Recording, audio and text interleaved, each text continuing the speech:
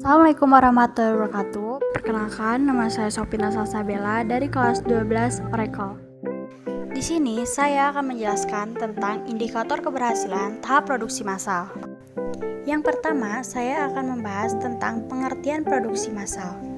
Produksi massal adalah istilah yang digunakan untuk sebuah kegiatan memproduksi barang terstandarisasi dalam jumlah sangat banyak dan untuk waktu yang berkelanjutan atau terus-menerus.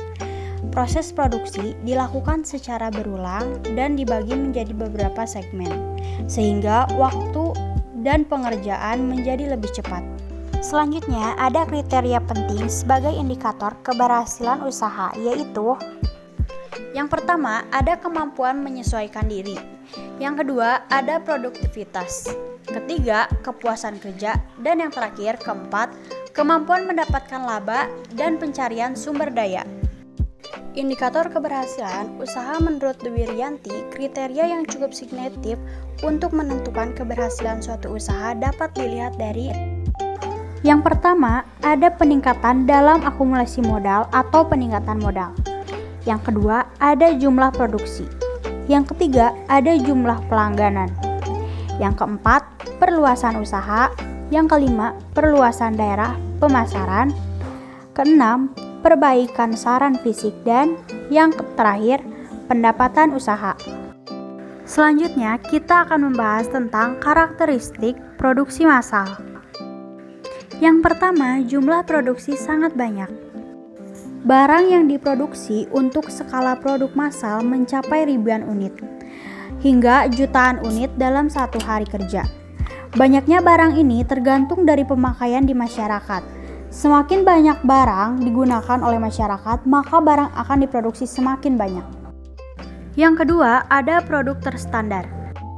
Produk yang dibuat secara massal akan menghasilkan barang yang identik atau tidak bervariasi. Hal ini biasanya dibuktikan dengan membandingkan produk tipe yang sama dari beberapa daerah.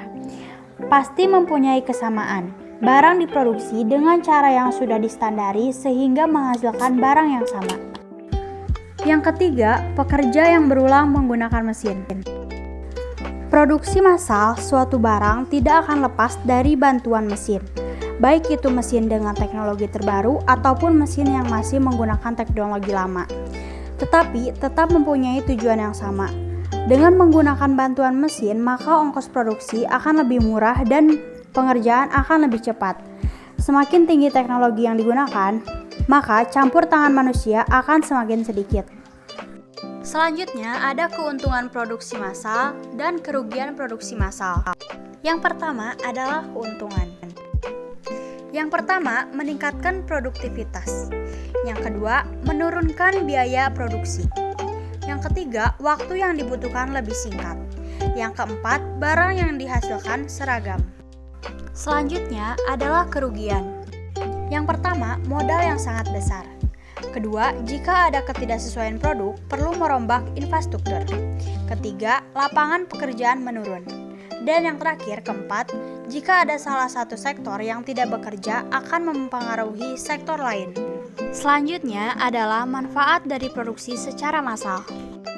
Yang pertama, jalannya proses produksi lebih efektif dan efisien. Dengan terjadinya produksi secara massal dan bantuan mesin agar hasil produksi lebih banyak dan cepat, tentunya menghasilkan efektivitas dan efisiensi dari segi waktu dan biaya produksi. Selain itu, karena menggunakan mesin, maka meminimalisir SDM yang terlibat sehingga bisa memaksa biaya finansial untuk SDM. Namun, harus mengutamakan biaya perawatan mesin untuk proses produksi. Yang kedua adalah jumlah produk yang dihasilkan. Dengan menggunakan mesin-mesin produksi, maka tingkat kecepatan menghasilkan ribuan unit produk, tentu lebih banyak, sehingga dalam satu hari bisa menghasilkan jumlah produk sesuai target pasar, sehingga akan memenuhi kebutuhan dari pemesanan dari konsumen yang berlangganan produk tersebut. Yang ketiga, hanya membutuhkan SDM yang sedikit. Pada dasarnya, dalam produksi secara massal ini sangat ditentukan oleh mesin-mesin yang bekerja secara terus-menerus. Maka, sumber daya manusia hanya sedikit saja yang dibutuhkan, karena sudah diambil oleh mesin-mesin produksi. Sehingga SDM hanya dibutuhkan pada bagian pengawasan dan bagian tertentu saja. Yang keempat adalah proses pengawasan produksi lebih longgar. Saat proses produksi berjalan menggunakan mesin-mesin produksi, maka pekerja hanya mengawasi secara fleksibel saja, yaitu dengan memastikan proses yang dilakukan mesin berjalan lancar. Di bagian pengepakan barang misalnya, baru dibutuhkan SDM dan perlu pengawasan, sehingga pengawasan produksi secara keseluruhan terlihat lebih longgar di bagian mesin-mesin produksi. Yang kelima adalah meminimalisir kesalahan produksi.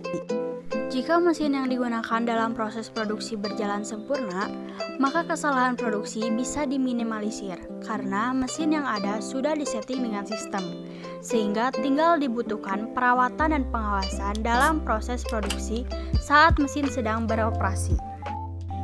Selanjutnya adalah contoh produksi massal. Contoh yang paling mudah dari produksi massal adalah pabrik mobil Ford. Menengok sedikit sejarah, Henry Ford menemukan sebuah sistem untuk perakitan mobil pada tahun 1913. Ia menggunakan sebuah jalur perakit berjalan saat memproduksi Ford Model T. Dalam jalur perakit ini, baik pekerja dan mesin melakukan pekerjaan detail yang kecil secara bersama-sama. Pekerjaan kecil tersebut kemudian menghasilkan sebuah produk akhir berupa mobil Ford T yang legendaris. Henry Ford berhasil mengubah sebuah mobil menjadi produk massal yang bisa dimiliki oleh banyak orang. Sampai saat ini, metode yang digunakan oleh Ford masih digunakan dan menjadi standar dalam produksi. Selanjutnya adalah acuan untuk menentukan berhasil atau tidaknya sebuah produksi massal. Yang pertama adalah produktivitas. Produktivitas di sini menyangkut bagaimana efektifkah sebuah perusahaan dalam memanfaatkan sumber daya yang ada dengan hasil produksi yang dihasilkan.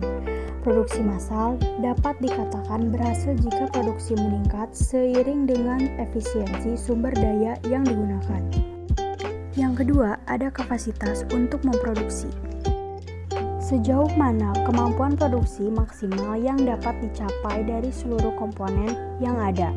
Jika teknologi, pekerjaan, bahan baku, dan permodalan dapat meraih hasil maksimal, maka produksi massal dapat digolongkan berhasil. Yang ketiga, terjaganya kualitas produk. Salah satu tantangan yang ada saat proses memproduksi dalam jumlah yang besar adalah kualitas dengan quality control. Produk yang memiliki kualitas yang terstandarisasi dari setiap unitnya adalah indikator kuat keberhasilan sebuah produksi.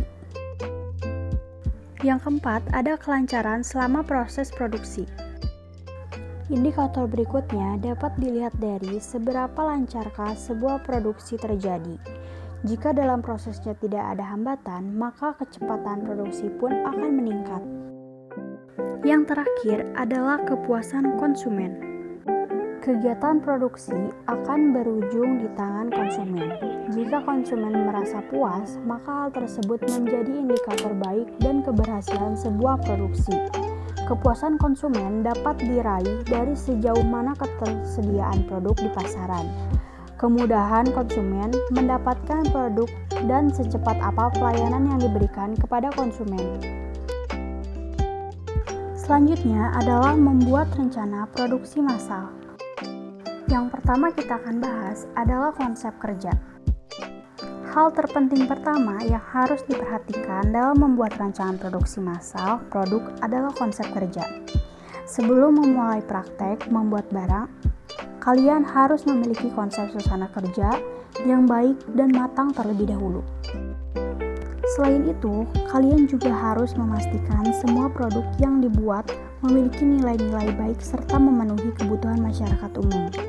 Jadi, tidak ada salahnya untuk kalian meluangkan waktu khusus kerja untuk menciptakan konsep produksi massal yang paling baik dan cocok dengan kebutuhan.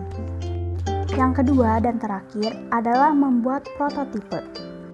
Selain konsep, kalian pun perlu membuat prototipe rencana produksi massal.